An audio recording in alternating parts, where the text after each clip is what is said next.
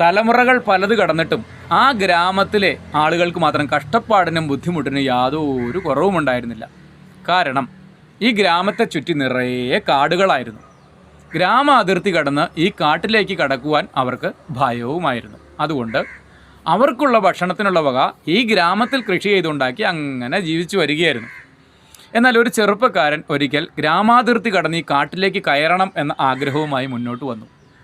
ഗ്രാമത്തിലെ പ്രായാധിക്യമുള്ളവർ അവനെ പിന്തിരിപ്പിക്കാൻ ശ്രമിച്ചു. ഈ കാട് അപകടകരമാണ്, ഈ കാട്ടിലേക്ക് കയറിയവരാരും ഇതുവരെ തിരിച്ചു വന്നിട്ടില്ല, നിൻ്റെ പ്രായക്കുറവ് കൊണ്ടും പക്വതക്കുറവ് കൊണ്ടും പാകതക്കുറവ് കൊണ്ടും അനുഭവ സമ്പത്തിൻ്റെ കുറവ് കൊണ്ടുമാണ് നിനക്ക് ഈ ആഗ്രഹം തോന്നുന്നത്. എന്നാൽ അവൻ അതുകൊണ്ടൊന്നും തൃപ്തിപ്പെട്ടില്ല. തിരികെ ചോദിച്ചു, ഈ കാട് അപകടകരമാണ് എന്ന് പറയുന്നതിന് എന്ത് തെളിവുകളാണ് നിങ്ങളുടെ കയ്യിലുള്ളത്? ഇതിലേക്ക് പോയവരാരും തിരികെ വന്നിട്ടില്ല എന്ന് പറയുമ്പോൾ അവർക്ക് എന്ത് സംഭവിച്ചു എന്നാണ് നിങ്ങൾ പറയുന്നത്?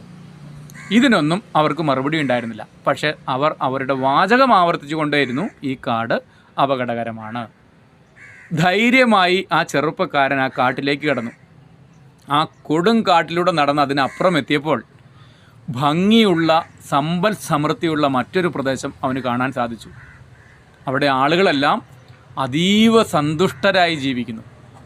തനിക്ക് മുമ്പേ ഈ കാട് കടന്നു പോയവർ അവിടെ സമ്പന്നരായി ജീവിക്കുന്നതും അവൻ്റെ ശ്രദ്ധയിൽപ്പെട്ടു.